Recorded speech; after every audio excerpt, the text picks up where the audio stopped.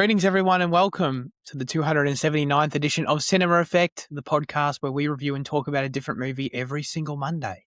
And this week, that movie is Marty Supreme, which opened in the US on December 25th, 2025. It was directed by Josh Safdie. It is a period/sports drama. And the synopsis says, Marty Mauser, a young man with a dream no one respects, goes to hell and back in pursuit of greatness. Great synopsis. I'll rate that synopsis for sure.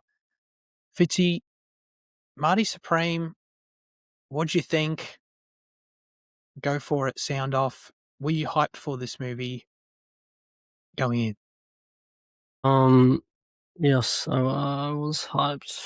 Not just because of the marketing, Zach, but because I like the Safdies. Really?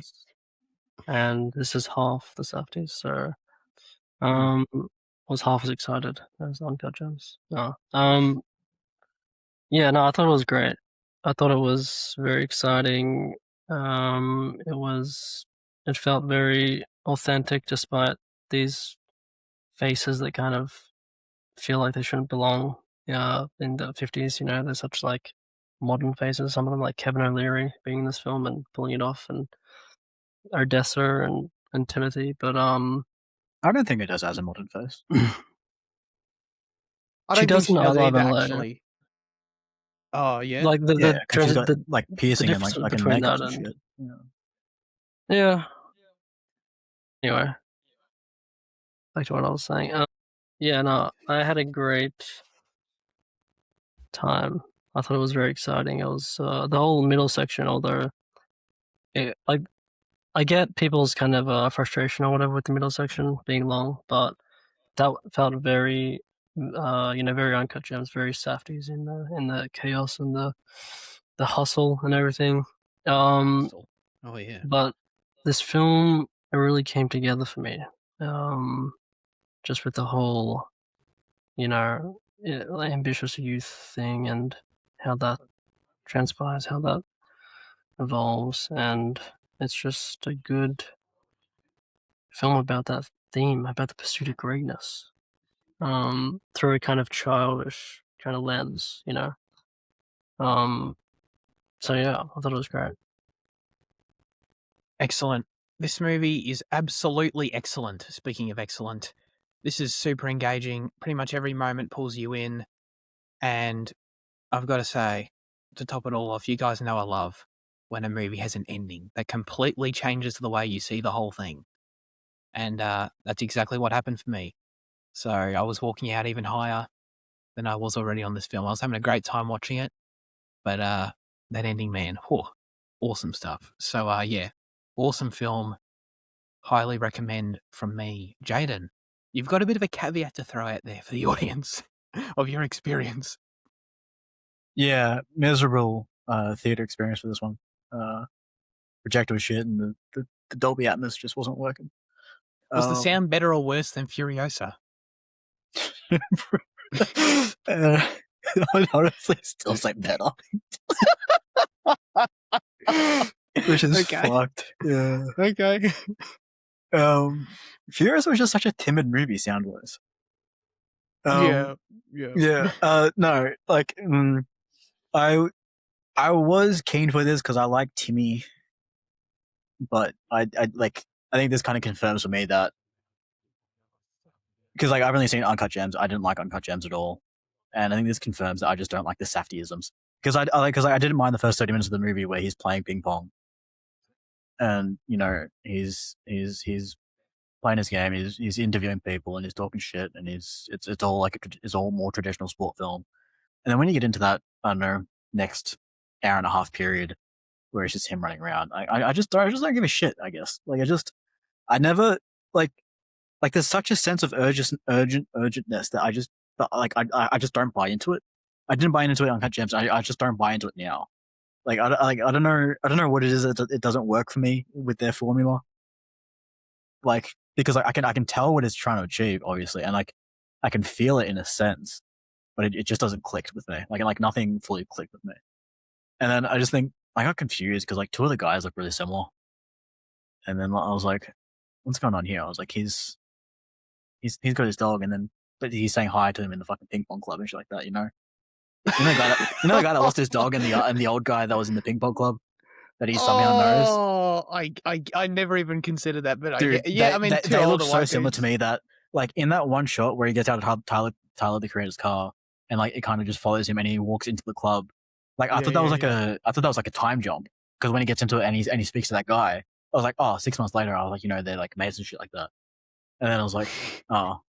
So did it really trip you up at the end when they were both in the same room at the same time? Yeah, that was fucked. Yeah. Yeah. No, when I realized it wasn't a time jump, I figured out. I was like, hold on, maybe these are different people. But yeah, I don't know. I wasn't overly impressed by a lot of it. Like even people talking about Timmy's performance, like I know that he won over Spooky, which is something, but like didn't care for it too much, and I don't know. All Gwyneth stuff I didn't really care for either. He did like a husband though. He was a funny boy. Oh And yeah. I did like his parts and what he teaches him. But yeah, I think it's more watchable than Uncut Gems. Yeah. In what way? So this is obviously coming into it. I had this idea that, you know, this movie, as you put it, the Safdie-isms, the Uncut Gems, frantic energy for sure is all there. So I wasn't sure if you were gonna like it or if, well, I guess I would have leaned towards Jane's probably not gonna like this, but then I was wondering if there was gonna be some sort of distinguishing element to it that maybe got you. But like, what I guess just on that, like, what makes it more watchable than Uncut Gems? Oh, because I give a shit about ping pong. I don't give a shit about basketball because it's dog shit boring. Okay. So like sure. framing the entire film about basketball is like a failure already, unless you like fucking like Mike. Like I don't know, if you could make like Mike and like dude, maybe that'd be good. But like I don't know, I just don't care about the dueling scene and the like all that stuff. Like Uncut Gems, like there's just nothing information wise to grip me either. Whereas this I thought was interesting, like in the post-war period, and I don't know, like what Timmy would represent as like America and like what Japan entering the sport represents and all that other stuff. I thought was quite interesting. But yeah. What is it like in that? Because when we're talking about that middle hour and a half section, that is the Safdie section. You know, the hustle section, the moving from one moment to the next, just like everything sort of cascading, the dominoes falling, that kind of thing happening. Like, what is it about it that, like, do you just not find it entertaining? Is it just it just all feels very procedural and standard, and like I just don't get the same enjoyment out of it that other people seem to. Yeah. Okay. Like, yeah. I don't know. I don't know. I don't like because like I don't really think it's an issue on like the rapid delivery, because like it's not like I don't think it's like an overwhelming of information, because like there's other products that I that I've seen that kind of do a similar thing that like I just do care for more. I don't know. I think the thing is for me, like, it's just each moment is so entertaining and each scene is so entertaining in and of itself. And then when it's all like sort of like the dominoes falling is the analogy that makes sense to me, where it's just like it just keeps going and everything keeps running into the next thing, and then things keep coming back, and the cause and effect of it all just keeps going and going.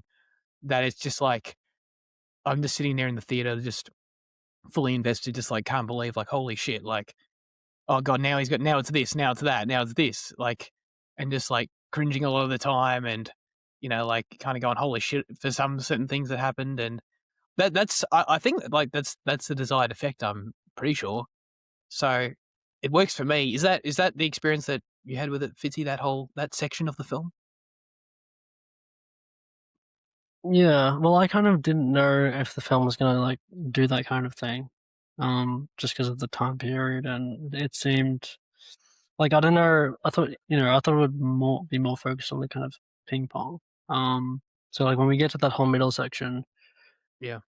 it's kind of where he's just like hustling and trying to get the money. Like I did recognize some of the familiarity, but like it doesn't feel manufactured. I guess maybe that's why Jaden doesn't like it or whatever. Some people are like allergic to it, but like yeah, it does feel pretty natural.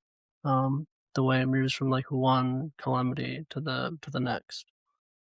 Yeah, 'Cause it's all exactly. just part of the same goal, the same thing.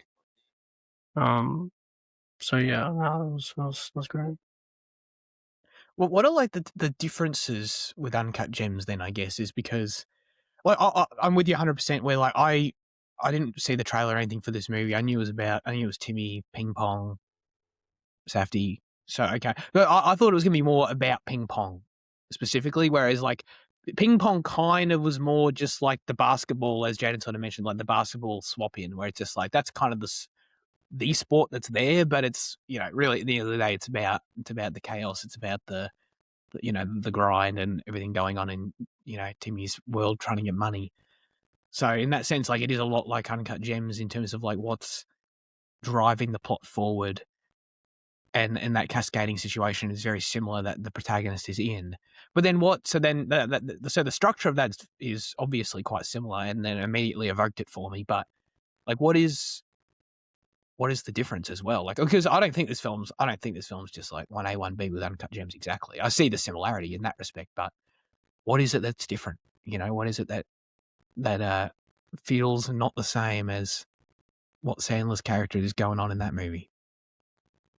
I think Uncut Gems probably lent into like the humor a bit more, and it was a bit more like I don't know, the tension came a bit more from like arguments, I guess, whereas this was just like the kind of the situations themselves.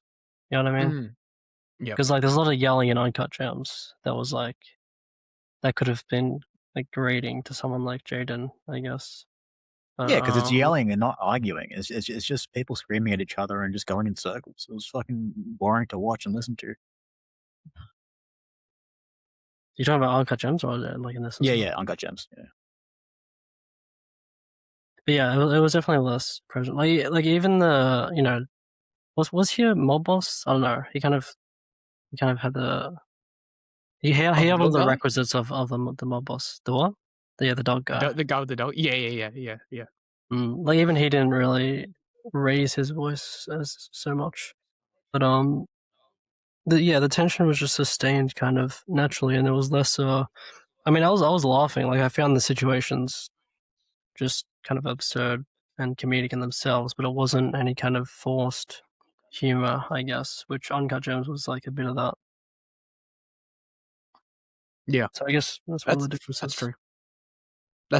That's true.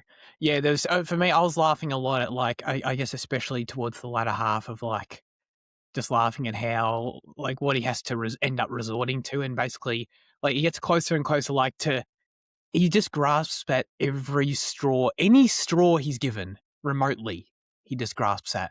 And like by the end, like when he literally goes to Kevin O'Leary, like, cause he's there, like any opportunity that's in front of him. And the last one that was there at the very end, well, not at the very end, but it was like he's there in the apartment at the party, and like the last thing he's got left is he can go and beg. Like, and so fuck it, of course he does that, you know? And like by that point, like you just have to laugh at how far he's gone and how, you know, how much of a struggle it's been to get to this point, and then he's just like that's sort of your only option that's left. And I was feeling that a bit before too, when like there was an element of that desperation when he goes back to bloody Gwyneth Paltrow for like the third time to visit her on her opening night, like before the opening night, and basically just asks her again for money. So by that point, I'm kind of like, God, this is kind of ridiculous. But I again respect Yeah, hustle. yeah. I mean, I think it also like ties back into the main characters themselves, because like in Uncut Gems, it's just kind of about his addiction, and it's this kind of selfish thing. But in this movie, like the desperation stems from his, you know, his ambition and his desire to like prove something to himself when he's young, and to like affirm his identity. So like all the desperation and humor that came from that was more like genuine, I guess. And he like bought Yeah, into it more, I guess. yeah, yeah. And that made me, I think, I love Uncut Gems too, but that made me, I think, feel a bit more in Timmy's corner. Like I don't fully relate to him exactly because you know it is pretty extreme. it was a character with a pretty strong will and a pretty extreme viewpoint of his own worth, I guess. But nonetheless, like watching Sandler be just like Sandler's basically just a gambling addict, and like watching that spiral is just like facepalm stuff. But it's still, I still love it, but it's like you facepalm at it. Whereas Timmy, it's like you do kind of root for him in a slightly different way, I think, as a result of the motivation being different. So yeah, that's true. But like, what was our perception of Marty? Like I said, I liked him, but was he? I don't know. Did we fully understand him? Were we like, dude, this guy's trying to prove himself? You know, he's living his dream. He's trying to live his dream. You know, good for him. Or is it? Are we kind of like, he's arrogant? He's, you know what I mean? Like the characters around him see him in varying ways as well. Yeah, I mean, he's likable in that kind of charm but like the charm comes from his narcissistic arrogance. Like it's it's one of those like classic characters where it's like, you know, it's just a thing of like you like him, but he's a terrible person. Like it's like kind of just that. I do like the way that the characters do have different interpretations. I love the way that Tyler, the creator, like despite getting fucked over, is still excited to see him that one time. And like I guess it shows you like the depth of that relationship. And same with Odessa's character and all that. Like if they have this trust with Marty that kind of tells you a little bit more about him rather than just like the kind of that front that we're shown through the movie through our perspective. So it kind of makes like the kind of sudden change of heart at the end a bit more palatable. Like it's not so much out of nowhere, because like you do see people that are, you know, supporting him, but like still I like the way the way the character acts throughout the movie. Like it's satisfying and not, you know, and his comeuppance is satisfying and not for me. Yeah, but is he a terrible person? I don't know. I don't know if I agree. I mean, well, I think like his he uses and narcissistic manipulates Gwyneth charm. Paltrow like every time he can. Yeah, that's true. But like his narcissistic like charm, it doesn't have like malice to it like other kind of characters that are like, you know, other literally me characters like Scarface or whatever. It's just kind of like, and the way Timmy plays it as well, it's very he's very childish, you know. It's a very childish like ambition that he has, and his face as well is very, like in that scene where he's calling Gwyneth Paltrow in the hotel. He's just kind of very playful and looks like very much like a kid. And also when like in the end when he like wins and he like just his face sort of like, you know, he has this like I don't know, it's just childish. I don't know how else to like describe it. It's just very boyish face that he has throughout this film and persona. I think you're right in that as well, because like he does have like this boyish like sense of justice as well, in that like when he thinks that Odessa's getting beat, like he goes and like, you know, interferes with him. Like that's the only time we see him do something, you know, good. Up until late in the film. Like it just kind of feels like a very straightforward kind of mindset that like I can do all this, but you know, you doing that is a step too far, which obviously it is like too far. But like it still keeps you rooting for him and showing that he does have like a morality. Yeah. Is that a big part of it? Like he, like that like arrogance of youth, that like, I guess he's like our age, right? So it kind of feels weird for me to comment on it in this respect that I'm sort of am. But I don't know, that there is there something about that, you know, desire to like just take the whole world by his, you know, by the horns or whatever you want to put it, like, and that youthful aspiration that just permeates that spirit that he has. Like, is there something that is just inherently kind of, I mean, to different extents, I guess, but just kind of relatable to everyone, or, you know, much more so than a character who's just, you know, a total narcissist, I guess. Yeah, I Yeah. mean, like I think it's inherently relatable and like also like inherently more forgivable, I guess, than Right. these other types of characters. Yeah. But even like comparing him to Sandler though, like Sandler had like his redeeming thing in that he was doing it for his family, right? In Uncut Gems. Or was like he was trying to be like a family man. But like that didn't work as well for me in trying to, you know, create that caveat for the character, you know. I think I read that at the time. His family was kind of like a, I don't know, like it was kind of a shallow, what's the word like? I don't know. I don't remember too well. I feel like I don't think like I was meant to feel like his family was like he's doing it for his family. Like I think he might believe that's on a surface level, but like I think I was meant to interpret it like he's just it is just a very much selfish thing, you know. Mm. And because his family is like gets caught in the crossfire a bunch of times. But yeah, we're not talking about that movie though. We're talking about this movie, even though they are kind of similar. Well, in terms of the progression of those oh no moments, I guess you can call them, of just like everything leveling up each time. What got the biggest reaction from you in the cinema, Fitzy, or if there was any notable reactions from the cinema at large? I mean, I don't know if this is the first. I mean, the first one with the hotel, like the bath breaking, is kind of crazy. And Yeah. then like anything with that guy, I think, and like when he got involved later and they went back to the house for like the second time, Yeah. all of that stuff was great. He had a good like presence in the film. Yeah, probably that. I don't know what gave me the biggest like laugh or impulsive kind of response, but I don't know. Remind me of someone I might be able to tell you. Well, you basically stole my answers. So, no, I agree. There's something about everything to do with that dog man. I'll just keep calling him dog man. Mafia man.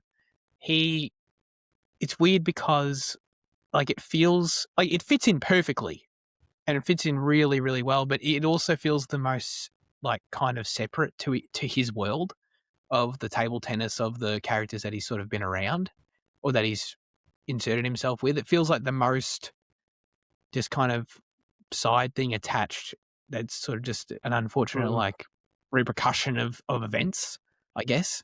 Because it literally is. I mean, obviously the bathtub falling through the ceiling was absolutely shocking and like hilarious. I love that. And then that event like is what causes the rest of everything that happens with that guy and the whole dog storyline, which was great. Whereas the rest feels like, you know, Timothée, it's people he knows, it's people that he pursues and seeks out, you know, wanting something from kind of thing. Whereas this thing that it's like that thing that he keeps forgetting about that keeps coming back to bite him.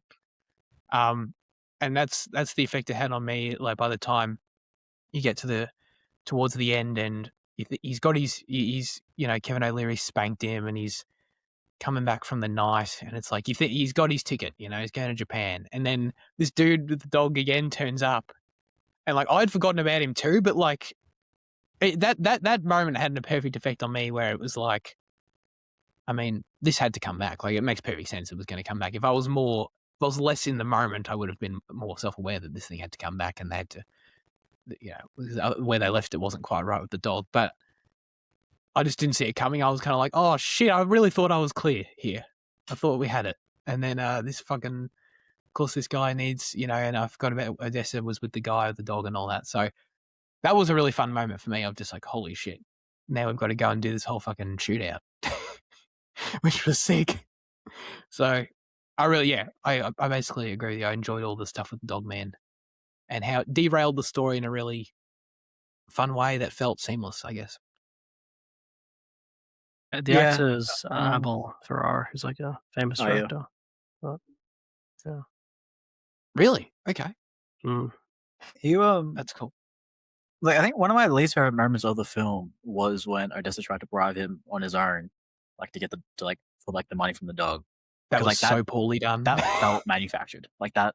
Because I think earlier you were talking about like how like all the dominoes falling didn't feel manufactured; they felt organic because they were dominoes falling or whatever. Whereas like I think that scene, that interaction, and that whole thing just felt I know, very forced and just didn't play well for me. Okay.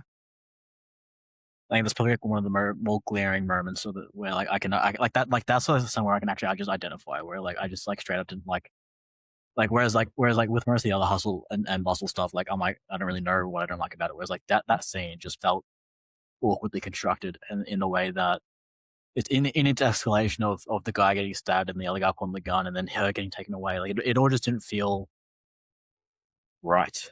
It all just felt it all felt purpose built to just bring him back when there was really no need to. I don't know. Yeah.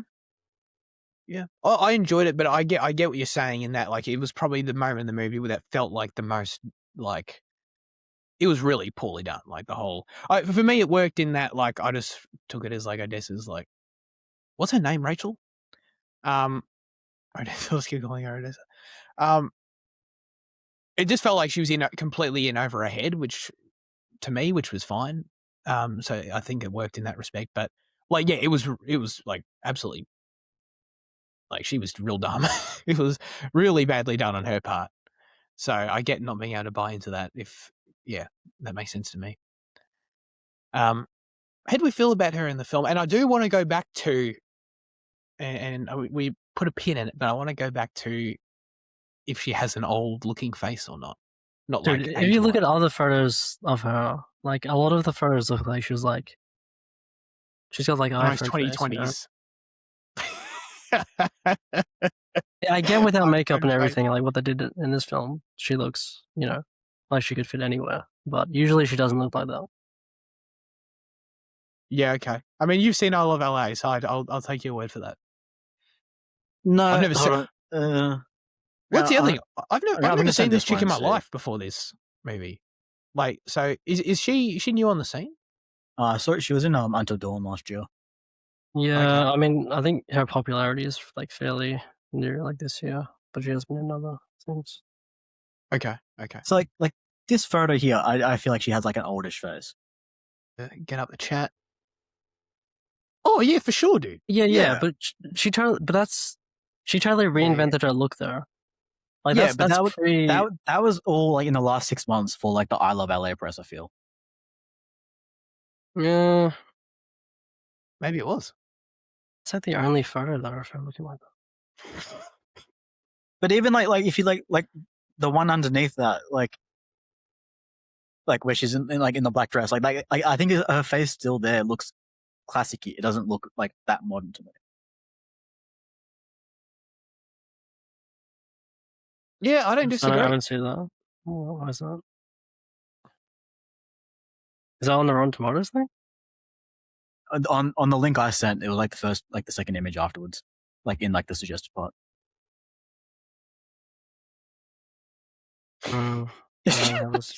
Visual aid, need a visual aid, making me fucking. I'm not gonna edit this shit. So sorry, audience. No, dude. So I'd never seen her before. I thought she absolutely had a period face. Let's put it that way. Yeah, I agree. But you're not disagreeing with that, right, Fizzy? You're just saying. Yeah, usually she looks like she's from the century, and like Kevin O'Leary as well. Like he's on Shark Tank, he's the Shark Tank guy, and yet he fits in this 50s movie. Like that's my wider. Yeah, because I think like the just the feel of the characters in this film and of the New York setting is just so authentic. I mean, even Gwyneth Paltrow, fits right in there. Although she has done historical things, but the point is the authenticity is like top notch in this film. Yeah, I agree totally. I was impressed by Odessa, having never seen her. I thought she was really good in that, particularly that scene. Like, I guess it is the most acting scene, but like, when she has the whole fucking argument in the bedroom and, the bloody wakes up the parents and all that of the other guy. Yeah, that's my projector died a bit in that scene. Damn, bad timing there for the Pivotonian. So I shouldn't give them a bad... Oh, no, I'm happy to give them a bad name. No, don't slander their name. No, I will. Actually, I'm mad at them for, regardless. Because their projector fucked up the other time. Correct. And yeah, anyway. And also because they So- deliver food during the movie. Like, I just need to state Dude. that. It is so bad. Dude. Like, it's one thing to pay for like gold class to do it, because they kind of discreet. But when you have this guy carrying a fucking cappuccino up the stairs, like that's so fucking dumb. Dude, sorry, you've opened the can of worms, so I'm just going to dive in. How do they get it to if you're further down in the row? What do they do? I thought about that. He was They just fucking go creeping faster. across the road. He was literally walking down. Dude, Yeah, that shit but like sucks. it's not that bad. It's only like the first like 20 minutes. It was and then they're, like, was fine done. because when you got your cap, at least you were like, he gave it to you in a takeaway cup, and we're at the back. It's like it was an easy transaction. Like, Yeah, why yeah. are they also, sometimes that bringing wasn't a it? takeaway cup. That was a proper cup. Oh, was it? You Big sure? proper mark. Yeah, yeah, I'm sure. Yeah. I really, I don't. Regardless, you're in an easy position. Whereas, like otherwise, Yeah. like he's just, and it's constant door Yeah. opening. It's like fucking hell, man. Dude, and the door's next to the screen.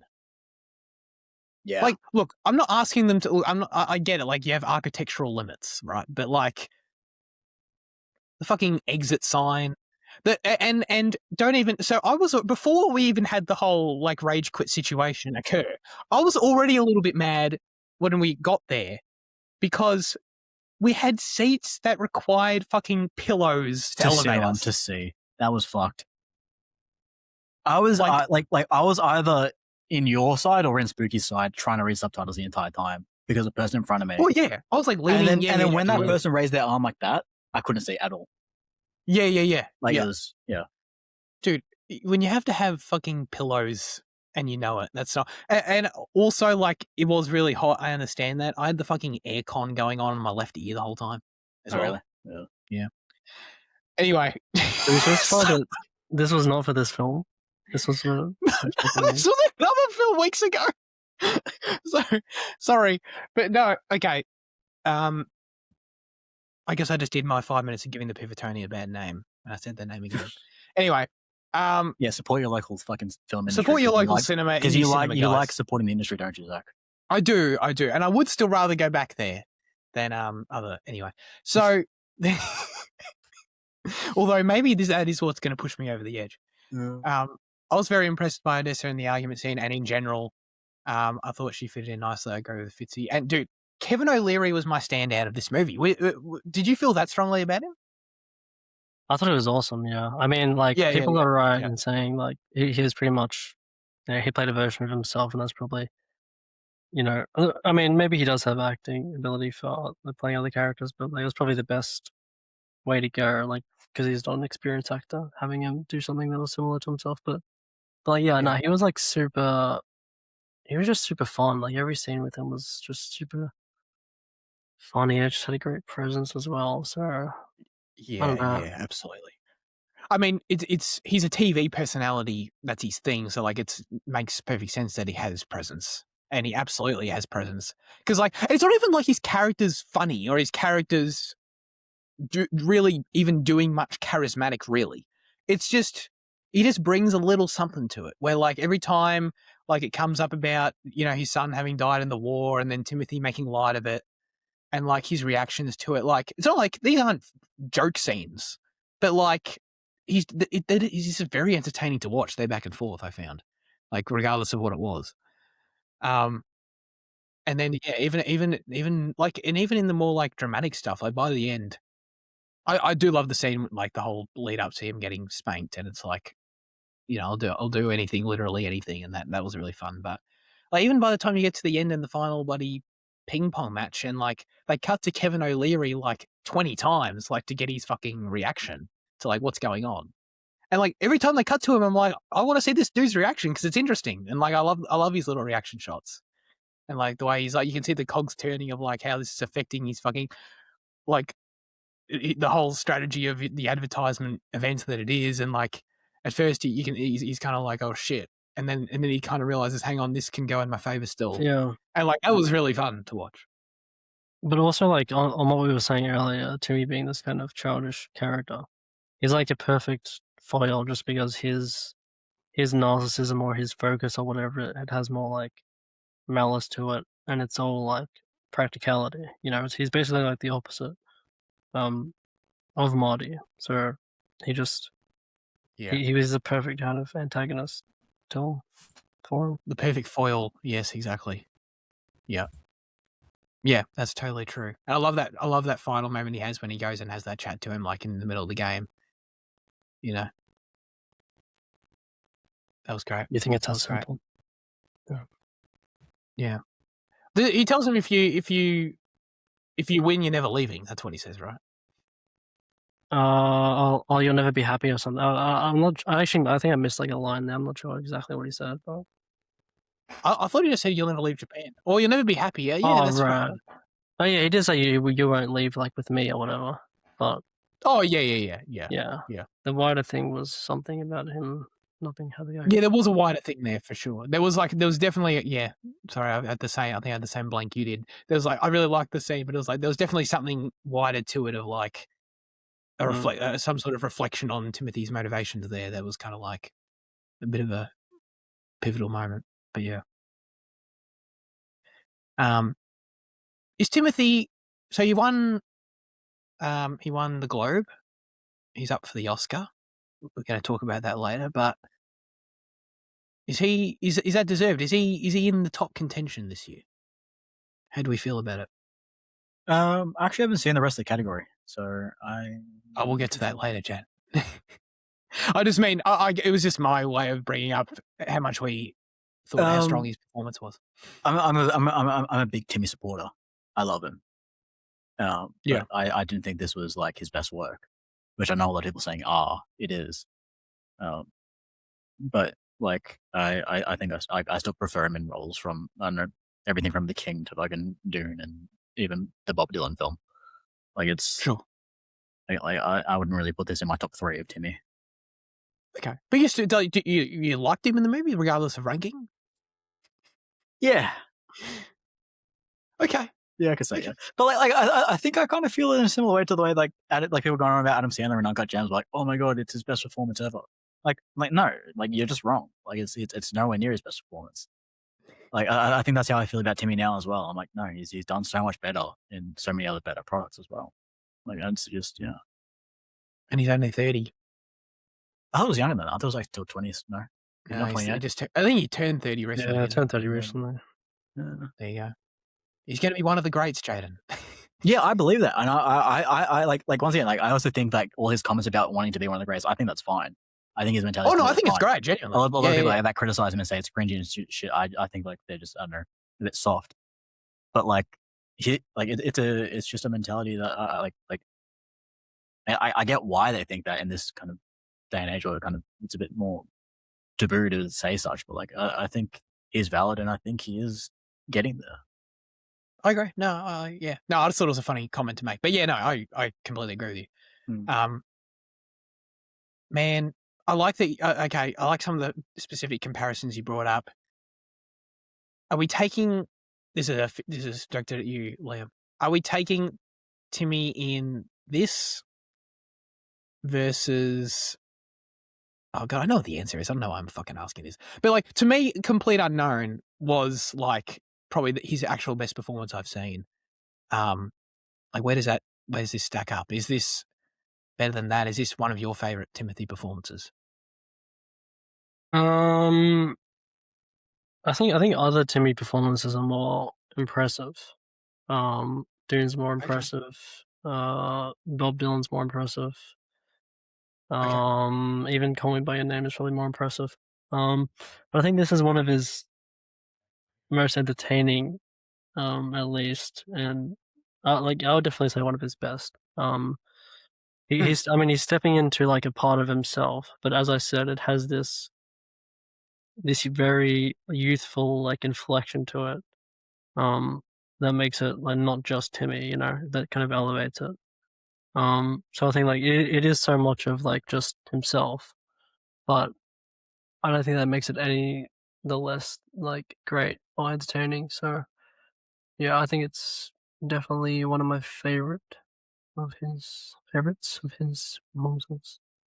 Still, yeah, I like the way you put it in terms of impressive, because I think I'd agree. Like, dude, I was so impressed by the Bob Dylan performance. I thought the movie was solid, but like he was definitely the best part of the movie in my opinion, and elevated the whole thing.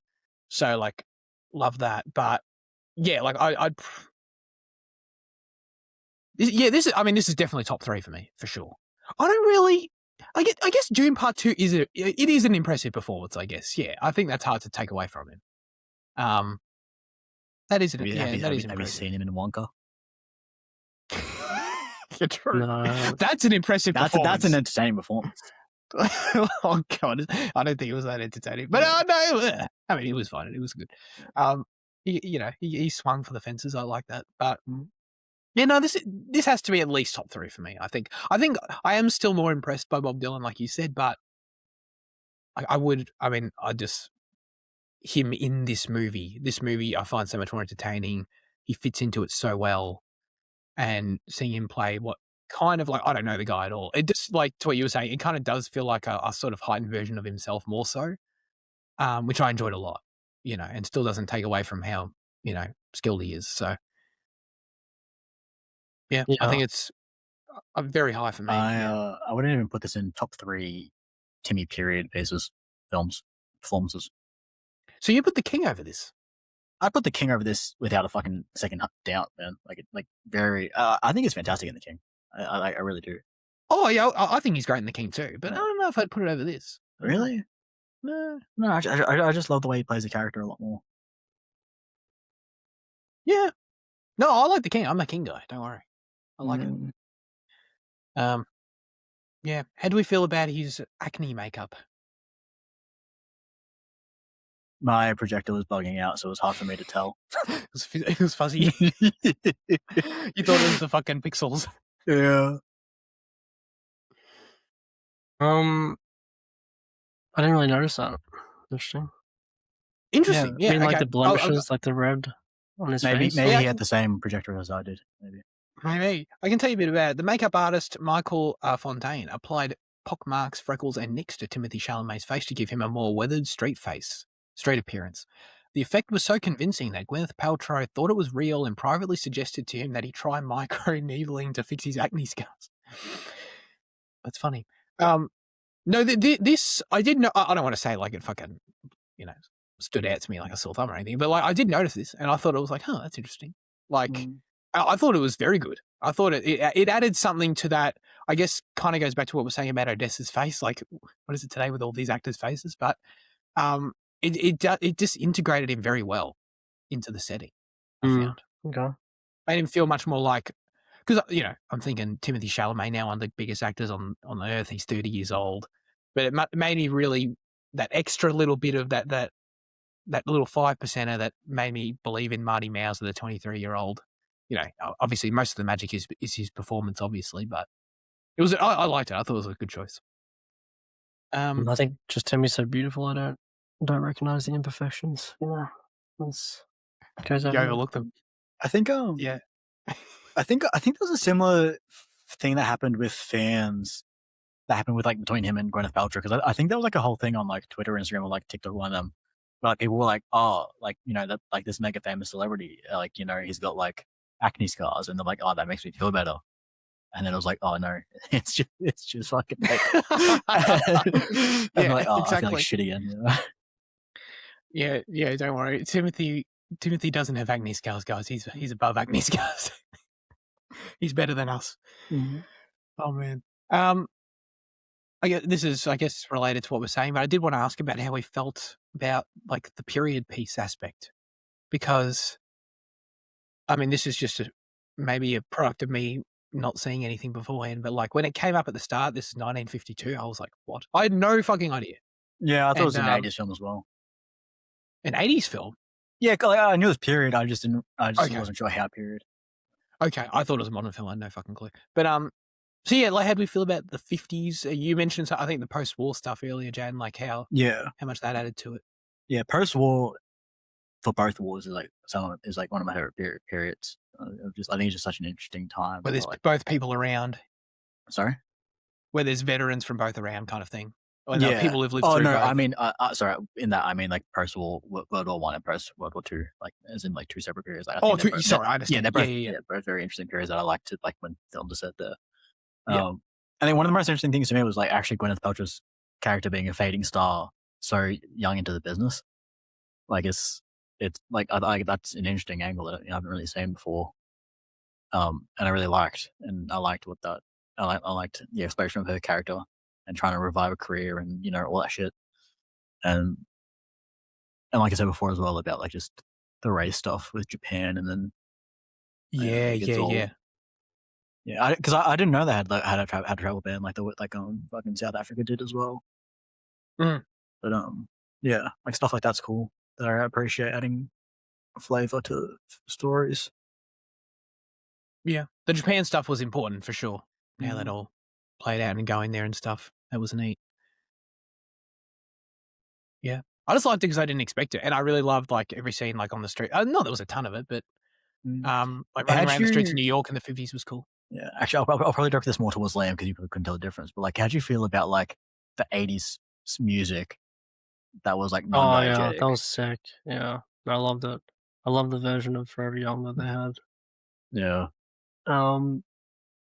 Yeah, I don't know. It just made so much sense with the kind of like having it like having it as a kind of typical rise and fall kind of story, which to me is like such an 80s feeling thing, at least, yeah, like a Scarface type of thing. mm. No, it was great. It was Yeah. sick. Because I know a lot of people often criticize films for using like even when it is non-diegetic, like using songs from the wrong period for that and stuff like that. But like I think it's always something that should be embraced because if it more accurately captures what you're trying to convey, I think great. So Yeah. hats off to production for that. I think from me anyway. Yeah. You didn't want to give your hat off to Josh Safdie. Hats off to production. Yeah. No. I that's a really cool observation. I didn't know the periods of the music, but the music was. I didn't notice the music and thought it was great, nonetheless. For sure. Yeah, I love the setting as well. I mean, the version of New York and this was very good. So yeah, authentic as well. So yeah, Very authentic feeling. Yeah, absolutely. Oh, you've been there, have you? yeah, a couple times. Yeah, with the doctor.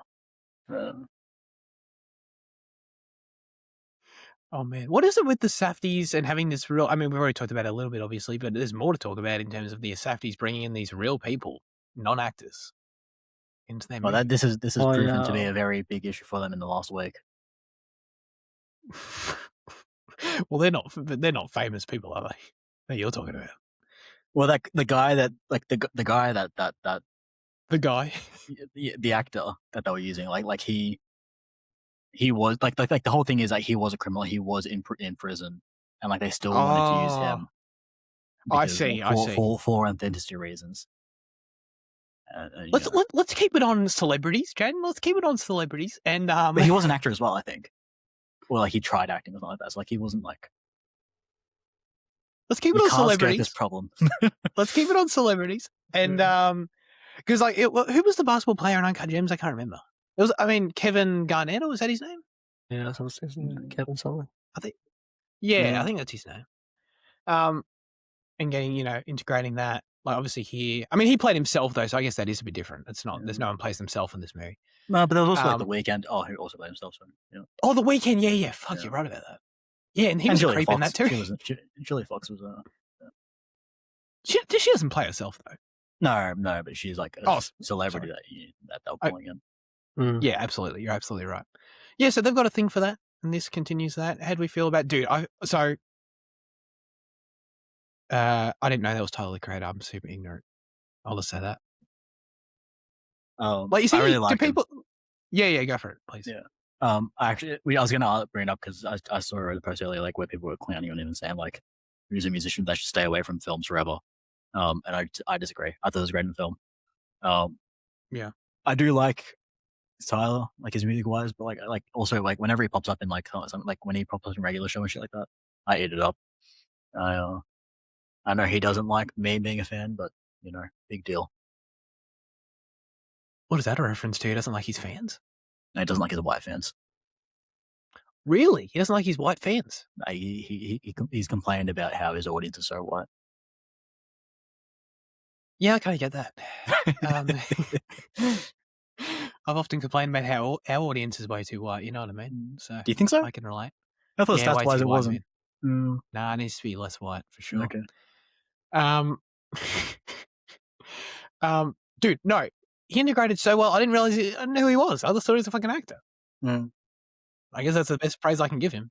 Yeah. I know if he was like, so that's why I asked. I was curious, like if he had like standout effect in like a bad way to you, maybe Fitzy, or like you bought him as well. No. I mean, I knew who he was. I knew he was in the movie, but didn't really. Like, I thought his performance was good, and I like the fact that it didn't great. I guess that's the kind of biggest praise I can kind of give it. So Yeah, yeah. that's true. Mm. All right, I'm happy to. Oh yeah, no, yeah. No, I was gonna say that, but I won't say it. Let me get one of those a week. Really? That's fine. I don't mind it. I'll rip into the ending. Oh, Fitzy, go. What? Please. Well, like it kind of ties into the ending and like everything, I guess. But like, yeah. Well, like the the sperm scene and having the 80s music over the kind of 50s setting, it like everything about it evoked something in Uncut Gems that Uncut Gems briefly did with like when it looked into the blood, or like when it went into that like a mini universe thing, where like yeah. it felt kind Or of when the carrot was in his arsehole. yeah, like that. But it had this kind of cosmic feeling to it, like this universal feeling. So like that was the most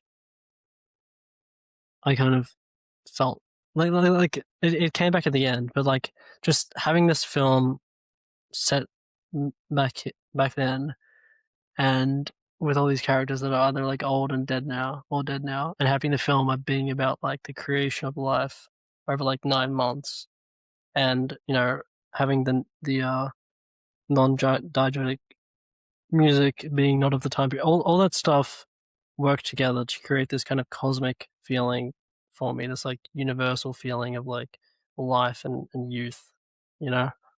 That's my most pretentious kind of I'm gonna get with this film, but it was there. There was like some juicy stuff there with that. So definitely. I was just gonna say, so my take on the ending, I like the way you put that a lot. I guess mine is a bit simpler, but nonetheless incredibly effective. Where dude, I fucking love when I'm sitting there and it just fucking clicks like that, and that's exactly what happened when I was sitting there. And the baby, and she brings up the baby, and he starts, Timmy starts acting his heart out. I'm like, God damn. Instantly, this movie's about becoming a dad. That's what this movie was about to me. And it's just like, holy shit. Becoming a parent, I guess, if you want to, generalize it a bit more. But, it was awesome. I just loved it. It was like, it recontextualized the whole thing, where it's like you watch for the 2.5 hours beforehand the most like self-centered, closed-minded antics that are incredibly entertaining and enthralling, which is kind of feels like even more like it makes it even more effective, where like I, just as Timmy is so enthralled in his own little world, in his own self-centered universe, I was equally enthralled by it. And therefore when I'm confronted with his child at the end, like it kind of blew my mind too, in that it just makes everything that you just went through feel so redundant and like so like close-minded and so like just insignificant. That's the effect it had on me. So I thought that was awesome. I felt my entire perspective shift in that moment, and I think what the great performance in the scene too. I think like what it is, it's like this opening of the world that like trying to convey, because people talk about what it's like becoming a parent, is that you can't even describe it, and it's like you don't get it until you've experienced it or whatever. Like this film, I guess this is high praise. This film is like the closest I feel like a piece of media can convey that experience, or has conveyed that experience to me anyway.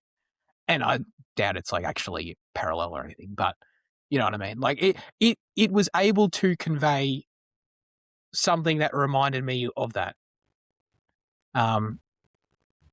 So yeah, it was highly effective. I thought it was fantastic. No, I agree with like it made everything else in the film kind of not feel unreal. Especially in terms of like the immersion of it. Like all the immersion beforehand was just kind of like pretense or whatever. Exactly. Yeah. Compared to that. So, and like to me, he's like, you know, his acting is harder. His breakdown was kind of that was impressive acting. That was, you know, that was insanely good. So, no, it was like it was like, yeah, completely unexpectedly, but like totally satisfying. So, yeah, couldn't agree more.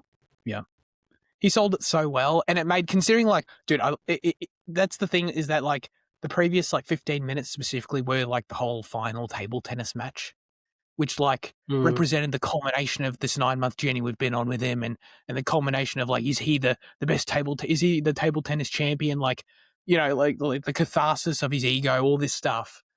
And like, we'd just seen that, and it made it feel immediately so dumb. Like, yeah. but like in a way that like was awesome, you know? So yeah, no, I thought it was great. I can get into Andy's review whenever we're ready. Let's do that. Andy wrote in his review for Marty Supreme, he says, brushes off my utter dislike for Uncut Gems because at least every moment that takes place here actually feels earned. A touch overrated in some aspects, particularly how Marty Mauser might be annoyingly glorified on the same par as the likes of Tony Montana from Scarface, or Patrick Bateman from American Psycho, or fellow real-life figure Jordan Belfort from Wolf of Wall Street, by many film bros out there. But Josh Safdie's vision is so immaculate, and you can never go wrong with a frantic movie about a man who has many misdirections with his own pursuit for greatness, because all he really knows is how to play ping pong. Also, Marty Supreme and 2024's challenges might have some of the best ever cinematography and editing with its sports scenes. No other sports drama I've seen from the 2000s or 2010s, except for Shaolin Soccer? Wink, wink. Shaolin Soccer? Wink, wink. Comes even close to those films. Timothée Chalamet's performance keeps you on the edge modestly every single minute. Yet I can't help but wonder why his Mauser feels like someone who came from the 21st century inside a film set in 1950s. Okay, so Andy doesn't agree with us on that. Maybe that's a good thing, or that's probably the fast-talking nature of New Yorkers hustling wherever they go. Either way, Chalamet looks very likely to grab his first ever Oscar win. Dream big. I didn't have a rating, but I prefer it over Uncut Gems. Equally as good time. Okay. See, I didn't think that Andy was an Uncut Gems hater. Yeah, I did know that. I did remember that. Yeah. But I was wondering if he was going to have a similar arc, or if your arc was going to be like his. But not quite. Yeah. Not quite. I mean, yeah, we didn't even talk about the ping pong scenes yet, but they were insanely impressive as well. No, actually, sorry. Okay, I was confused about Andy mentioning that as well, but you seem to agree. What was impressive about them? Now, keep in mind that my projector also cut out for about 10 minutes of the last ping pong match. Dude, we can call it a ping pong fight because it was a fight. It was sick. Like, I saw all the early ping pong stuff, but the last 10 minutes, yeah, my projector was fucked. Yeah. It was just like, I don't know. It was just it constantly kept it interesting in terms of like the moves. I don't know. It was just like they were constantly like moving so far away and just like doing such absurd movements with their bodies and like involving themselves with such like athleticism for such a sport. I don't know. It was just impressive.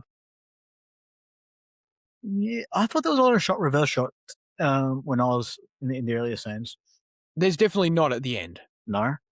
No, it was like noticeably not cutting a lot during the actual playing. Yeah. Right. Yeah. And like, I think one of the good things is like when you actually watch like table tennis on like TV, not that it's on there often, but Fox Sports every now and then, man.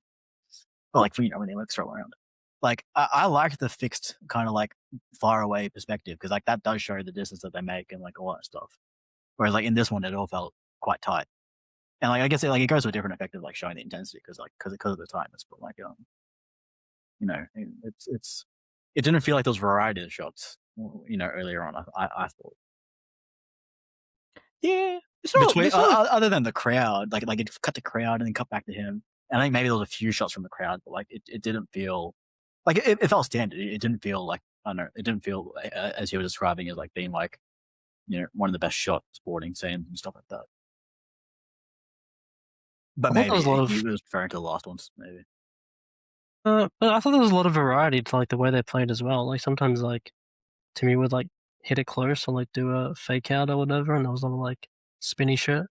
And then sometimes I was just like 5 meters away from the table, you know. Yeah, but I So don't I don't find know. the playing of the sport like as like I don't think that's an impressive film technique because that's just them playing the sport. Yeah, but like there, yeah, it was impressive playing of the sport. yeah, and they captured that. They captured Yeah, how impressive the sport can be. I guess. I mean, Challenges was definitely more like on the line of like the actual cinematography was like impressive. Yeah, and the actual definitely. filming of it was impressive. But I feel like this definitely captured the kind of frantic energy that ping pong has, I guess. I agree. Yeah, I don't disagree with that either. It's just that I don't think it was the best, you know, things. Yeah. You'll rewatch the last scene when you can see it. Yeah, perhaps when I see the film in fucking SD or higher, it'll change my mind. Exactly. Yeah. That was a good omission we hadn't brought up. Is there any other big ones like that?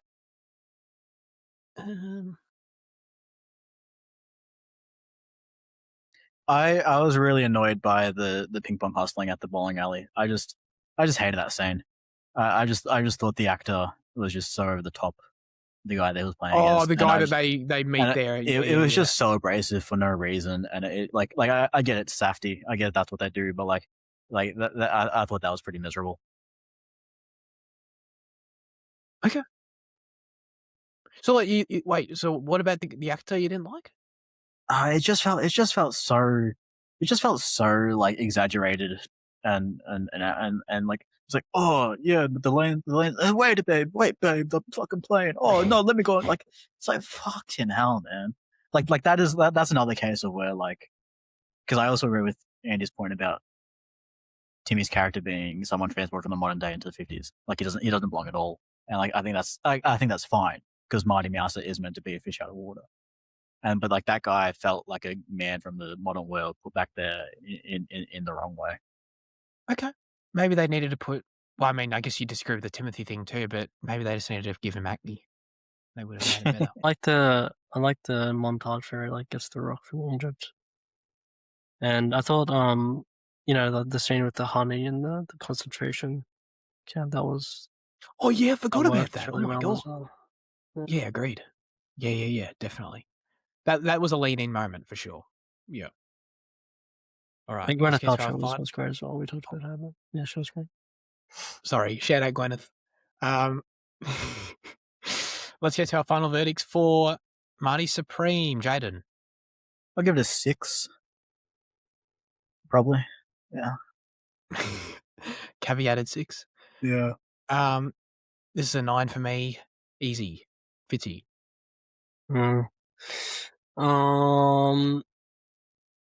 Yeah, I'll give it a 9 as well. I'll give it a 9. Yeah. Hell yeah. All right. Very good. Speaking of, you know, top 2 films from the year, Best Picture nominees of the year, we've got the Oscar nominations that came out. This was another unintended consequence of the Thursday night recording, is that like all the news for the week drops like on Friday, including these. Yeah. So it's like these are now a week old, whereas we would have talked about them last week if we recorded at a normal time. Yeah, right. Anyways, who cares? So Oscars, I love doing these every year. We fucking go through them in a rambly way. So we got the Best Picture award. The nominees are Begonia. Oh, I haven't seen any of these, by the way, so this is a live reaction. Begonia, F1, Frankenstein, Hamnet, Marty Supreme, One Battle After Another, The Secret Agent. I don't even know what that is.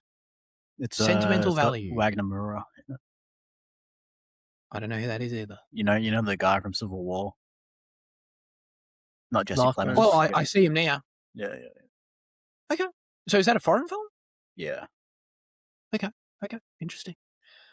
Sentimental Value, Sinners, and Train Dreams. Train Dreams, I feel like snuck in there. Well, and F1 didn't? necessarily. Oh no, fuck it. Oh, sorry. I already said my piece about F1. Yeah. Train Dreams, I didn't expect either, but F1, of course. Dude, Yeah. So I'm I've sorry. seen 5.5 That's of those, which is a 5.5? which is a decent Yeah, episode. yeah. I've seen. I've seen 5.5 too. Oh no, sorry, I've seen 6.5. I've seen 6.5. I've seen Yeah. 6. I've seen the most by half. Let's go. Oh man. Yeah, no, I mean F1's a travesty, dude. I could easily make fun of Avatar, like half unironically, half ironically, I guess, make fun of Avatar, but like Avatar should be in there instead of F1. Avatar's much more Really? impressive filmmaking. Wow. Yeah, absolutely. I mean, I haven't seen it, so I can't really say. But like, Yeah, no. Avatar is impressive filmmaking, regardless of how ridiculous the plot is. Like, it is impressive. right? So like, as like the big budget kind of pity one, like you'd rather Avatar. Yeah. If you have to have one of those, you put Avatar over F1. Wow. Exactly. Yeah, that's right. All the chatter, I need to check in with you guys, and I don't know if you hear different things out there on the different, how social media is these days. It feels like you live in different worlds depending on your fucking algorithms. So I'm curious if you guys have any takes, but like in my world, like this is one battle after another's to win right here.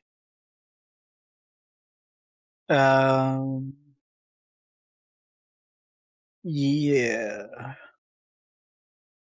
I'm not 100%. Oh, sorry. I'd put Hamnet and One Battle After Another next to each other. Hamnet's that strong? You got that strong chatter? I don't know if it does, but I just feel like it has that. I feel like it appeals pretty well to Oscars, to the Academy. Yeah, okay. I just feel like Jesse Buckley as well has that appeal. Yeah. And that's Dude, why, I really like, wanna- despite yeah. Sinners' like number of like votes, I don't see it taking out Best Picture, just because it's not really a Best Picture film. Like, it's not the star. It's not what they go for. You're totally right about that. Traditionally, I think it's got a strong narrative. I think it's the strongest one so far, like of these films that like are kind of out of left field. Yeah, agreed. I don't think it's going to win either, but I think it's probably in the top 3, maybe. Actually, I'd say top 3. Yeah. That's crazy, dude. I do want to check out Hamnet because it's obviously I want to check out any of these films, but I want to check out Hamnet specifically for Jesse Buckley because I've never connected with Jesse Buckley. I've never once, never. And I'm not by any means trying to say she's shit or anything, but like I've just never seen her in anything where I've like really connected with her at all. So like I'm thinking hopefully this might be it, but that's the main reason I'm curious about it. Yeah. Okay. Performance by an actor, Timothée Chalamet, for this film that we just reviewed. Leonardo DiCaprio, One Battle. Ethan Hawke for Blue Moon. Michael B. Jordan for Sinners. And this Wagner fella you brought up for The Secret Agent. Yeah. That's tough. Cool. Of what I've seen, I'd still give it to Leo. But I could, I'm keen for Secret Agent because I think that would be the one that hits my mind. Okay. But yeah. Does Michael B. Jordan get it because he played twins? No, he only played one. The other guy was Michael C. Jordan. Michael C. Jordan. That's funny. Yeah, I think it's going to be hard to beat Michael B. Jordan, to be honest. I think that, yeah, I think they need to go for him just because of that. And, yeah. I think that Sinners will get some traction for wins. And I think this is probably, like, the acting is probably where it would be. You were just clicking all the while you were talking. Well, I was looking at the fucking names. What do you want me to do? Not click! Use a scroll wheel, fuck. But I want to see beautiful faces. Yeah. You've seen Blue Moon, haven't you? Mm. Yeah. Ethan Hawke in for a shout? No. Yeah, but like, I don't. Did enough people see Blue Moon? I don't know. Well, they made it a rule this year where if you're going to vote in the category, you have to have watched the films. Mm. So like people that are voting, like that have effective votes, like have seen them. Yeah, but that it only limits votes though, right? Like it's not. Previously, you could vote for someone if you hadn't seen the movie. Now you have to see the movie, but does that make more people watch the movie? No, but it doesn't matter if more people watch it because it's only relevant to Oscar vote. Like it's for, like for you to vote in the category, you have to have seen all nominations. Isn't that what it is now? No. You just have to have seen the movie to nominate it. That's fucked then. Okay. Because I thought that's what it was, and I thought they've changed it now. No, what it was. So what it was before, and why they changed it was that people would just vote for people that they were like friends with. Like literally, although friends with is a bit strong. But this isn't any better because like it's now a popularity game. I mean, still, it's just a different version of the popularity game. Well, not really. At least it makes you see the work. Yeah, but if like Sinners like has obviously like sold fucking 6,000 times more than what Blue Moon has. So like. Yeah, but that's always the case, though. That's like I don't know what you can do about that. Yeah, but I thought that's why I thought that's why like when I saw the no matter rule change of you have to watch the movie, I thought they were talking about like a blanket like for the category. Which for one, I don't understand why that isn't the case. But like, yeah, it's kind of a decent point. If the case now is you have to have seen just a film to vote, like it's still going to be Michael B. Jordan's then. Yeah, I don't know how. Yeah, I don't know exactly how that works, but that's a decent point. Performance supporting role: Benicio del Toro, One Battle After Another; Jacob Elordi, Frankenstein; Delroy Lindo for Sinners. Who is he? Is he the older guy? Who does he play? Yeah, I think he's the guy that's like at the door. The older guy, yeah. The what? Oh, the guy at the door, okay. Like the Yeah. Sorry, yes, he is. I just checked that. Yep, he is. Okay, Sean Penn for One Battle and Stellan for Sentimental Value. Wow, I've actually seen all of this. It's crazy. Hell yeah. It goes to Elordi for me for sure. Oh, sorry, this isn't me predicting. This is me saying what my opinion. Sorry. Well, that's where you got to clarify. So for you, Elordi's your best performance. I agree with that. Yeah. But they don't really pick the young guys. No. Oh, for a supporting role, they do. Okay. Not for a lead though. Okay. I think Sean Penn's going to win this. Yeah. Yeah, I mean, Sean Penn's my preference and prediction. Okay. Yep. Performed by an actress: Jessie Buckley in Hamnet, Rose Byrne, If I Had Legs I'd Kick You, Kate Hudson in Song Sung Blue. That fucking title trips me up every time. Renate? Renate? Is it? Renate? Thank you. Oh my God, I'm not even going to bother saying the surname. Sentimental Value, and Emma Stone for Begonia. So is she the... Wait. Who does she play? She's like she's the main lead sister. Why is she the supporting actress? Oh, no, sorry. This is actress in a leading role. I'm sorry. I'm so fucking dumb. Sorry. Yeah, okay. No, that makes sense now. I mean, there is strong chatter about Jessie, right? So I think there's stronger chatter about Rose. Really? Okay. Or maybe that's just like the Australian sphere. Maybe. Yeah, I think it's between it. Like Byrne has a... Yeah, it's the same kind of chatter that that one got for... What was that? Leslie or something? A few years back. It was the same kind of thing where it was like an indie film and... I remember what you're talking about, yeah. It feels like if Rose went, it would be that same. From like the indie crowd, just like kind of looking someone up taking over that you wouldn't expect. Yeah. Yeah, that makes sense. Sorry, now we're in supporting role for actress. Elle Fanning for Sentimental Value. Oh my God, the other sister from Sentimental Value. Amy Madigan from Weapons. Who does she play in Weapons? Is she? She's like the blonde, isn't she? No, that's Julia Garner. Oh no, she's the redhead. She's the actual, the villain. Oh, right. Okay. Spoilers. Okay, that's an interesting shout. Okay. Wunmi Masako for Sinners and Tiana Taylor for One Battle After Another. Well, we know who Andy's vote is. My vote probably goes to Tiana as well. Yeah. Yeah. I wouldn't be mad at either of the sentimental value ones from the half I've seen. I'd say Amy, actually. I'd say Amy Madigan. She got a lot of praise for Weapons. Really? Really? Really? I don't think it was that She great. got a ton of praise. Dude, I Really? thought like looking at it, I thought that was like the the fucking throwaway. Yeah. I mean, she got nominated, so. But yeah, I would have leaned towards your same inclination, to be honest. But what do I know? Achievement in cinematography. Okay. Frankenstein, Marty Supreme, One Battle After Another, Sinners, and Train Dreams. I know Train Dreams is meant to have really impressive stuff, but I haven't seen it. I mean, it's pretty. But I don't know. Where are you reading from, by the way? Because you're jumping everywhere for fucking me. Are you not on Variety? I'm on NPR. Oh, okay. Sorry, I just picked one. I'm on the actual Oscars site. I've often found the actual Oscars site kind of annoying to use, so I don't usually use it. It can be. I feel like you need a degree to understand it.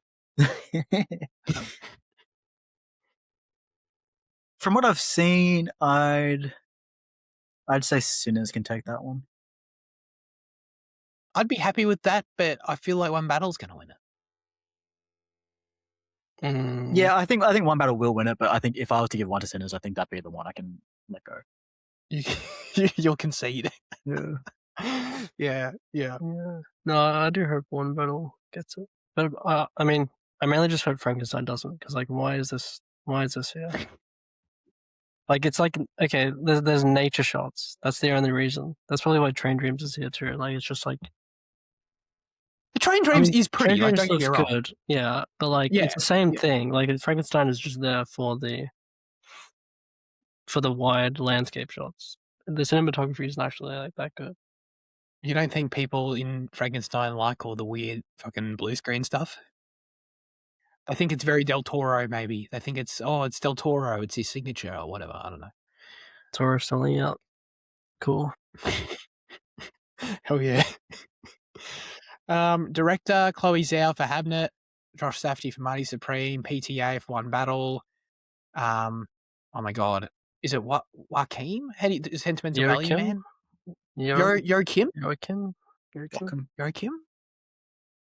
And Ryan Coogler for Sinners. I'd give it to Paul. I haven't seen Hamnet yet, but like of the 4 I've seen, 3.5, sorry. I'd give it to Paul. Yeah. Both personally and, prediction. I mean, I wouldn't mind personally, but I think... So I think there is a pattern with director and picture being linked. And if I think One Battle's going to win picture, then like I feel like it's hard not to give it to Paul.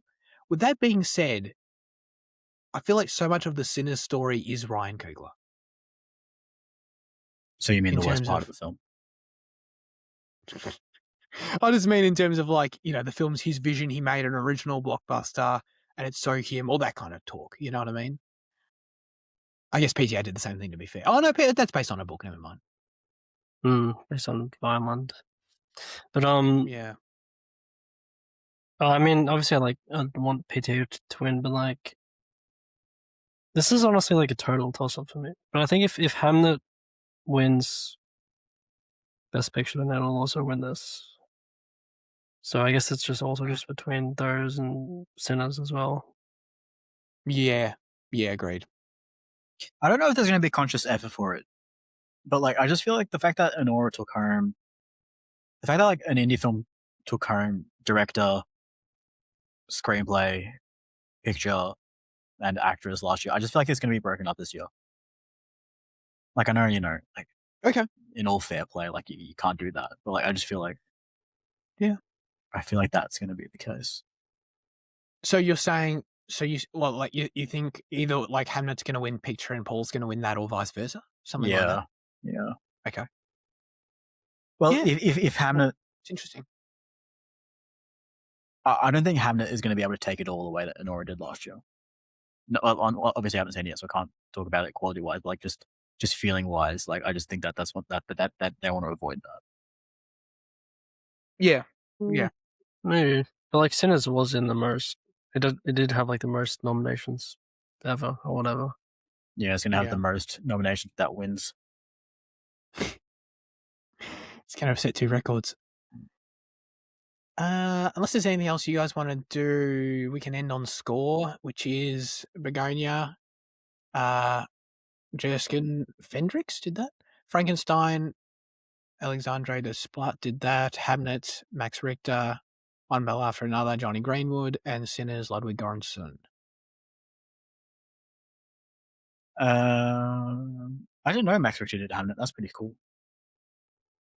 Is it Richter, not Richter? I don't know. I've never had to say it out loud. Yeah, sorry. I'd give it to Johnny 100%. I know, despite my like for him, I'm not fully sold on the Ludwig train. I'm going to be honest. For Sinners, you mean? Yeah. But even I thought that was. then, I thought like that. quite often I can take it or leave it. I'm not gonna lie. Dude, come on. The Ludwig train? Yeah, like Oppenheimer was fine. Like I liked a lot of the tracks, but like I don't know. Like obviously I love Tenet, and like Tenet I'll listen to all the time. I think that's a 10 out of 10 to be honest. Well, but yeah, like absolutely. Oppenheimer, Sinners, and I don't know, what was the other big one he did recently? Like all his work on Mandalorian Burger. Like give a shit about that. Like I'm not fully in the Ludwig train. So like that's why I give it to Greenwood here. I don't know how I feel about the Oppenheimer score slander, but Yeah, that's anyway. I do think Johnny takes this though. Sorry, Fizzy. No, I mean, yeah, same. Oh, yeah. Göransson has a decent chance, but yeah. Yeah. Happy with that? Sorry, let me keep on going through and see if there's anything else. Keep fucking scrolling. There's so many. Ooh, visual effects, Avatar Fire and Ash, or The Lost Bus, Zach? Why does that category just... Has Avatar ever been up for that category and lost it? That's what I want to know. Like, surely not. I don't know. In a year where it exists, surely not. That's what I would have thought. Yeah. Jan, you want to quickly talk about this more Shadow Lord trailer? I'm happy to, yeah. I thought it was really cool. I think it reflects well the progress that Lucasfilm Animation is heading after post Bad Batch. It looks like it's more serialized again. And I love it. I love the aesthetic that is continuing to push. Like, I know that you're kind of looking beyond Clone Wars animation now, but I love every time we get an improvement of it. I want to be annoyed if it does move away again, but like I thought this trailer was great. I think it's probably not as hype as watching the first trailer when we were there, but that's impossible. That's impossible to beat, bro. Yeah. It's like the most hype I've ever been for a trailer in my life, so it's hard to beat that. Oh, dude, the show looks awesome. I can't wait. It's definitely my most anticipated show of the year. Yeah. And looks absolutely stunning, bro. It'll be one of the 3 shows I'll watch this year. It'll be in your top 3 for sure. I mean, my thing with the art style is that like, it's a double-edged sword where like, I think they can do more interesting stuff. I think that there's a whole new world out there that they could explore in terms of adopting a new art style again. And like, that idea does appeal to me.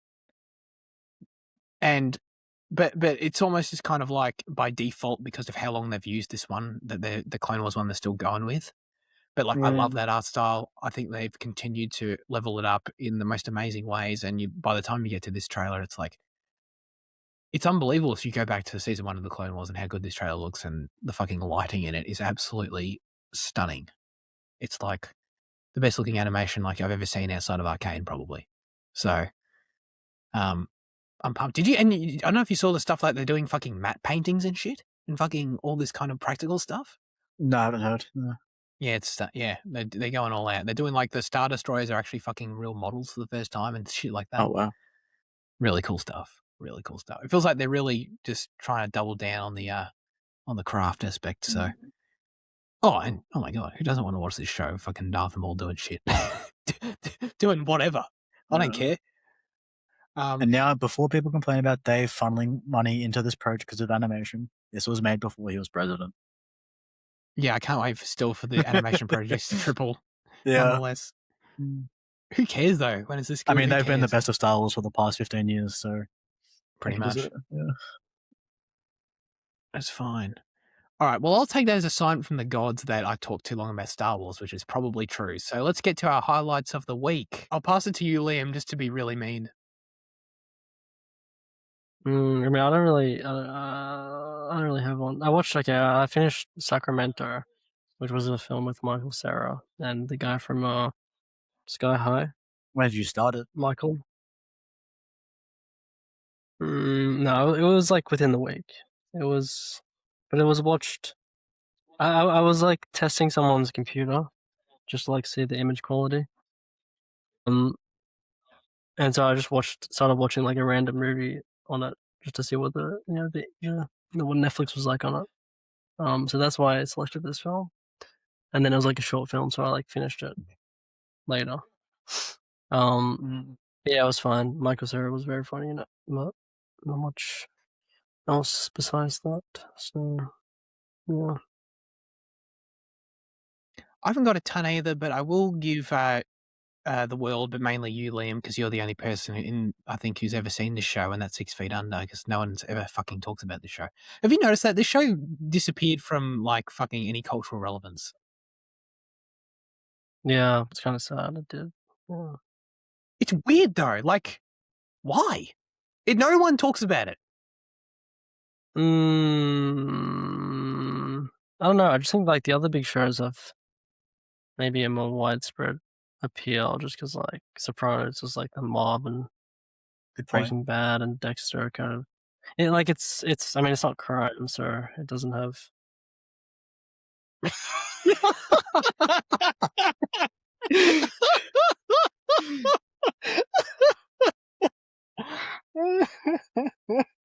I heard Jane start to say something, and then it just. It's probably the weirdest experience because it probably doesn't line up at all for anyone watching. Probably the fact that you stopped after I said something like 20 seconds before that. But it was funny. Okay. But it was funny because to us it sort of felt like you stopped because you just sort of got fed up with like fucking talking, like because you were being made fun of or something. Oh. No, I just it lost connection and Jane started to say something and then got off. Yeah, I mean, yeah, it just doesn't have the same widespread appeal, or like it doesn't have the same TikTok ability, you know. Like even Dexter has that. But yeah, okay, but does The Wire have that?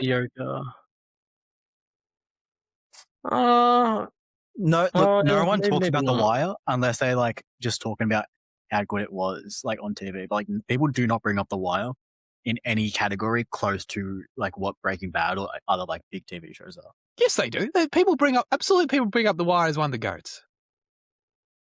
Like they may say like that may be the case, but I'm saying like in terms of like pop culture relevance, like The Wire does not have the impact as any of these other HBO shows. Okay. Well, I guess that is a different thing. I guess in terms of like modern, I like the TikTok ability phrase. I like that. But like I'm even talking. So there's definitely that. But then I'm even just talking about like just general conversation of in passing when people talk about great TV shows you should watch. People absolutely bring up The Wire in that category. I in my experience, never. Okay, I've heard it hundreds of times personally, but like I've never heard 6 Feet Under, except for never. Liam got me onto the show. Really? We're learning how subjective this is right now, but yes. I feel like it's a pick in, you know, in circles where people are like really into TV shows, you know, like I'm sure if you go to like r/TV shows or like the serialized lists or whatever, you'd see it like pop up way more often. But I don't know why it doesn't have the same cultural relevance or you know, sustainability. Mm. Yeah. Mm. Yeah. No, all that to say is that it's a great show. Wrapped up season 2. Season 2 is better than the first season. And like I can feel myself falling in love with the show. Like it's like I think it's great. And I look forward but I'm at the point where I'm looking forward to each episode more and more as we go. So I know it's successful right now. So yeah. No, that's all I got. Jaden, what about you? Nothing overly exciting, but actually no, it's very exciting to me, but like not like really like content wise. But I've been rewatching Taskmaster, but I've been rescoring the series as I watch it. So like, because like I was talking about Taskmaster before, but I don't know. Do you guys remember what it is? No. No, it's like a game show with comedians in England, and like they have to do like silly tasks. You know how like at one of Riley's parties they made us like throw tea bags into a cup. Yes. Yeah, so that's a task from Taskmaster. Okay. And so basically, they have comedians doing shit, and then they get scored for it. And I've always had like not always, but like sometimes I have an issue with the scoring given out by the Taskmaster because it's because like sometimes the tasks point like the points are awarded like time wise, and then sometimes they're very subjective, and sometimes like they're very wrong. So I'm having fun going back and I'm rescoring like a Taskmaster, which is I'm having a lot of fun with. What do you mean rescoring it? What does that mean? I'm giving points out. I'm giving my own points out in contradiction to what the host is giving out. What do you mean? Are you like writing these down? Yeah, I've got a whole fucking Google sheet. Let me send the link. Okay. Okay. That's Dude, fun. I But, love like- my what? Well, like, how's the scoring like? So the scoring is like subjective for like the tasks. Yeah, for It's a lot like- of the task scoring is like not like if it's not time based or if it's not like amount based, like if it's like give the best performance, using this like using these objects, like it's like there's the link to the sheet. Is the layman's way for me to understand this is that it's like if you were to rewatch Dancing with the Stars and give your own rating out of 10 to each dance? Yeah. But except like Taskmaster's like an actually good show. Like Yeah, okay. It, like Okay. genuinely like probably like the funniest thing like on television. Okay. No, that's good. I like that. That's fun. When you said you're rescoring it, bro, I thought you were fucking In FL Ludwig Studio. Göransson out here. Yeah. So that's my bad. Okay. No, sweet. All right. Now it's time to hand the show over to you with our question of the show. Last week we asked you, what are your most anticipated movies and TV shows of 2026? Still sounds like a fake year. Jai said, new season of From. This is that that's that Amazon horror show, right? It's on Stan here. Oh, It's on Stan here. My bad. I thought it was Amazon. Yeah, okay. Yeah, that rings a bell. Very nice. Dr. Luke said, The Odyssey and Avengers Doomsday. Also, the Super Mario Galaxy movie. Hell yeah. Saw another trailer with Yoshi this week. And it's just like, dude, I don't know why. This shit's going to be so mid, but I'm so excited. It just happens every time. I'll never forget you whooping in the fucking theater for the Yoshi egg. Dude, it's fucking Yoshi, dude. He's my guy. Are you kidding me? It's the most I've ever cringed in public.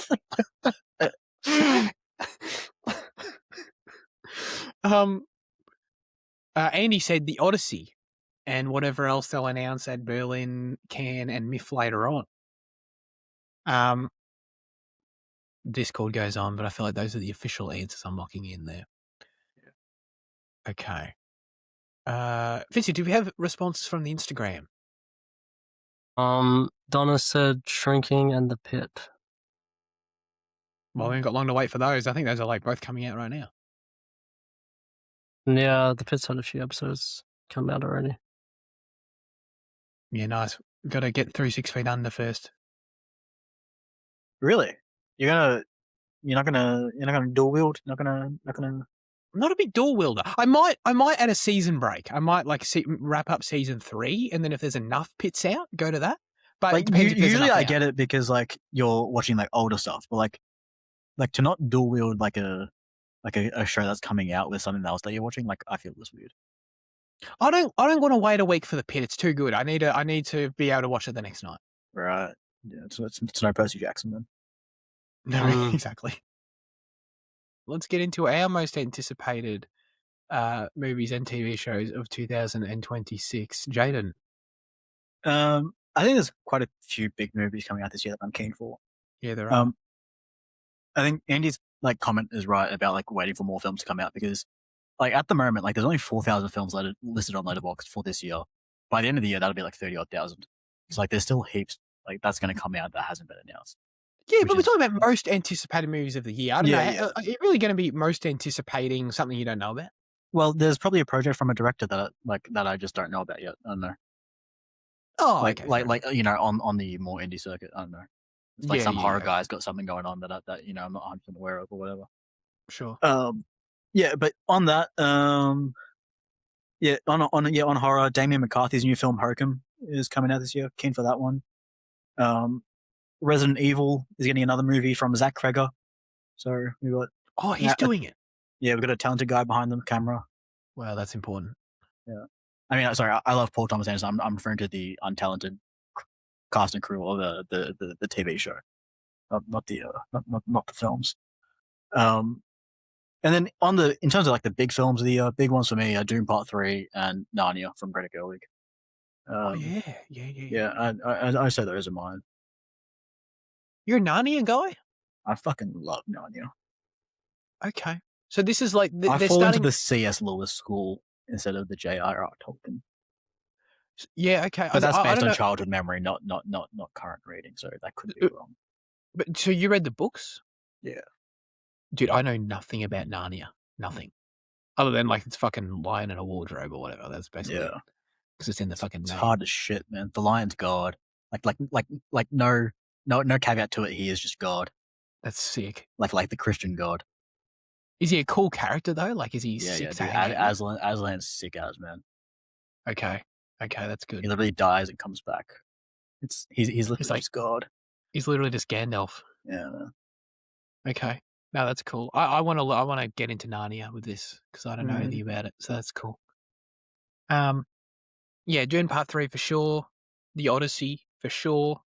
My sort of maybe more left field picks would be Digger, Alejandro and Tom Cruise. Fuck, I hope the fucking connection didn't break up when I said that. And Project Hail Mary I'm actually really excited for despite not liking the book because I feel like it's going to make a good movie. It's one of those books I was reading. I'm like, I don't like this book, but this is going to make a good movie. So I'm keen to see that brought to life. And TV shows, Hot D 3 coming back, of course. Oh my God. I'm going to absolutely drool all over that shit. God. Going to drool all over it. And of course, the 2 Star Wars shows, Maul and Ahsoka. Very excited for those as well. Going to be a good. Are you Star watching Wars what's it called? Night of the Seven Kingdom? Not yet, but I'm going to get to that after. That either. I'm no. In terms of the non-dual wielding, I'm doing Pluribus now, and then going to do that after. Oh, interesting. Yeah. Can I say this? Pluribus? Don't know yet. Don't know about it. I'm not overly thrilled about it, but we'll see. I'm still going. Fitzy, please, if you're here, I don't even know if you're here. 1625. Is he doing a bit? Like, he could be doing a bit. I don't think he is. No, like not even his eyes were flickering. Imagine if this was the most impressive bit he's ever done. He's just staying so still. This is probably going to be crazy to edit because we're talking right now. And like, if you're right about the local recording, like he's probably talking and moving and doing all kinds of shit while we're talking, but we just can't hear him. But so maybe he sees us moving and like he stopped. Maybe it's going to be the most overlapped weird experience. But like, he's still green. Like, why is he frozen? Like, he's still here. It's literally been a minute. So it's so weird. I don't even know what to do about this. Like, oh my God, this could be. I don't know if I can be heard right now, but if I can be heard, and it's good, I'll just say that my anticipated films are what's already been mentioned, and plus the Bride and the drama. He has 3 films from this year. He wants to watch The Moment, Hunger Games, Sunrise on the Reaping, and The Bride. Yeah, the Maggie Gyllenhaal Frankenstein picture. Oh yeah, I got bombarded with that trailer a couple Dude, times. I got that trailer so fucking much. My God. I think I've only seen it twice and I'm already sick of it. Dude, I'm over it. I was excited for the movie and I've taken it off my watch list because of how many times I've seen the fucking trailer. The trailer, it's ruined it. Yeah. Yeah, that's fair enough. Yeah, okay. All right. Yeah. As always, we'd love you to submit your responses, thoughts, and/or reviews for next week's film in the YouTube comment section, the Instagram, or join the Discord server. This week, the specific question we'll be asking you is, what is your ideal monster size / Godzilla size? Spoilers, we're doing a Godzilla movie. Let's see if he comes So- back for the Where to Watch. I don't think there's any chance. But, yeah. Well, yeah, so anyway, that's the question. And to that point, Jane, I guess you can take over this part. What are we doing next week? Next week we'll be watching Godzilla -1, which is what, the third Godzilla film we've done? Third? Oh, no, just a second. Yeah. We only did one of them. We did that, the versus one. Yeah, the first one. Yeah, you can watch that on Netflix, I believe. I don't know if it's anywhere else, but that's the one that we saw. Okay.